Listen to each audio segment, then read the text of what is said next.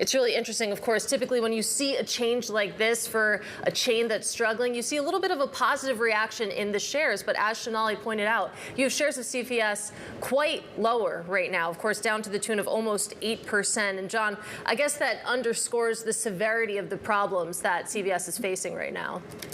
Well, yeah, I mean, along with the new CEO announcement, the company sort of did a preliminary release of their third quarter earnings, which missed Wall Street's estimates. And they also pulled their 2024 guidance. That guidance had been revised downward over and over and over again this year. And the company said basically that the forecast they issued in August is no longer operative because of runaway medical costs in their health insurance business.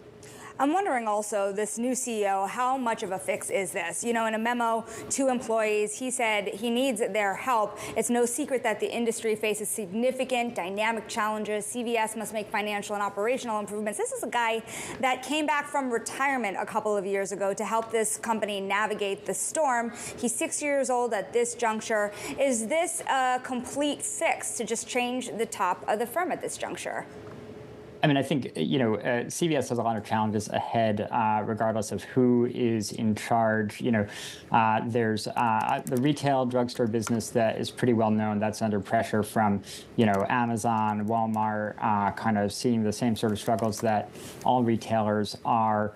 It's got a large pharmacy benefits management business that's facing kind of increasing scrutiny in Washington. They were sued by the Federal Trade Commission recently, along with some of their competitors. But the real problems, or the main problems at CVS are coming from the health insurance business, Aetna, which it merged with several years ago. That's where the now former CEO, Karen Lynch, came from. And basically, Aetna, particularly its Medicare plans for older Americans, is facing just much higher costs than they expected, higher medical expenses. There's a sense that something, in their projections or their modeling really went wrong, and the company's been paying the price for that.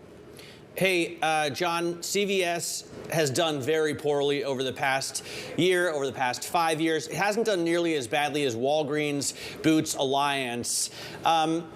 Is one of the problems just the stores? They're drugstore chains, so dirty, so disorderly. Everything has to be locked up. It's a really horrible shopping experience, no matter which brand. What's wrong with this industry?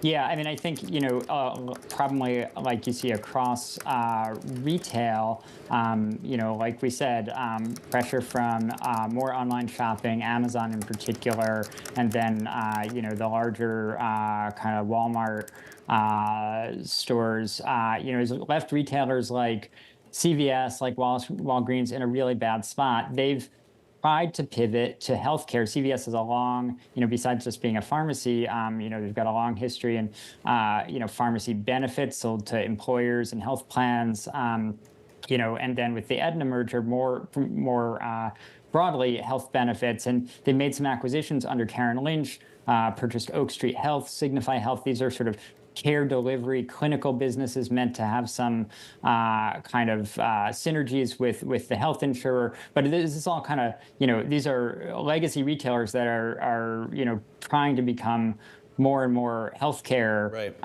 enterprises. And it's a hard pivot to make.